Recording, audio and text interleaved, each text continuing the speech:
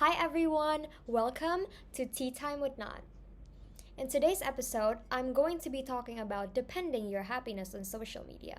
Should you or should you not? I'm also going to talk about the positive and negative sides of it and ask some of my friends their perspectives on this. Lastly, I will talk about my thoughts whether should you or should you not depend on it. So, without further ado, let's just get into it. So, our generation today, especially Gen Zs, we live in a world where we use smartphones all the time, and social media is like the first and last thing that we see on a daily basis. We use social media all the time for work, for school, to keep in touch with your closest ones, like families and friends, and so on. So yeah, I do think that social media plays a really big role in our generation today. We can use it to entertain us, to help us build a strong relationships with people that are close to us. But there are, of course, the negative and the positive side of it. So I'm going to try relate it to today's topic so we can actually know, can we really depend on it?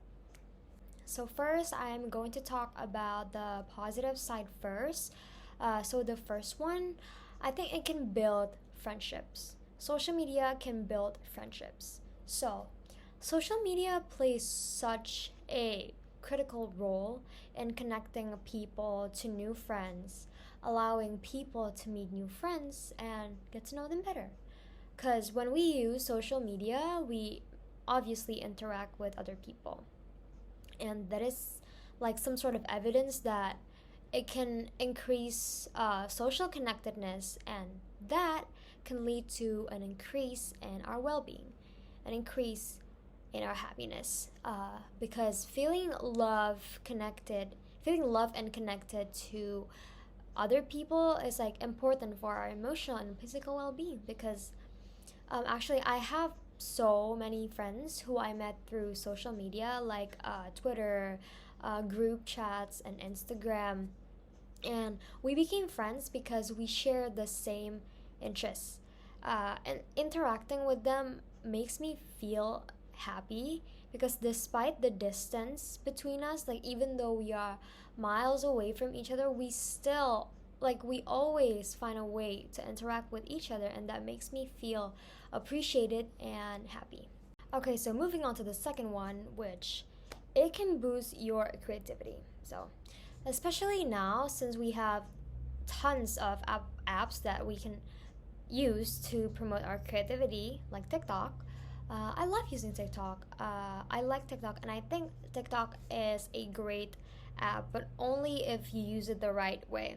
Especially if we want to be free and we just want to express ourselves and we want to explore our creativity, TikTok is the right place. And I love it how TikTok allows you to see videos from people all over the world, because it's just so amazing that we are able to see their creativity on TikTok. And sometimes seeing that makes me happy. Like scrolling through TikTok and seeing other people's videos makes me happy. Also, I can see stuff from my favorite idols, artists, or content creators on social media. When I'm feeling down or unmotivated, I go on social media to watch their videos, to watch their contents. I listen to their songs, and it instantly makes me happy. And as cheesy as it sounds, I want to say it's like a mood booster. Okay, so let's talk about the negative side of social media now. You can become addicted to social media, and it is extremely unhealthy. So unhealthy to the point where it can trigger the feeling of jealousy or sadness and many more. Because um, that has happened to me. Like sometimes looking through social media when I'm sad or when I just don't want to interact with people, like even my closest ones, makes it way worse. Like when I tell you worse, I mean worse. Like seeing people having fun while I'm having the worst day ever like triggers my sadness to the point where I begin to doubt myself. Like, am I the problem?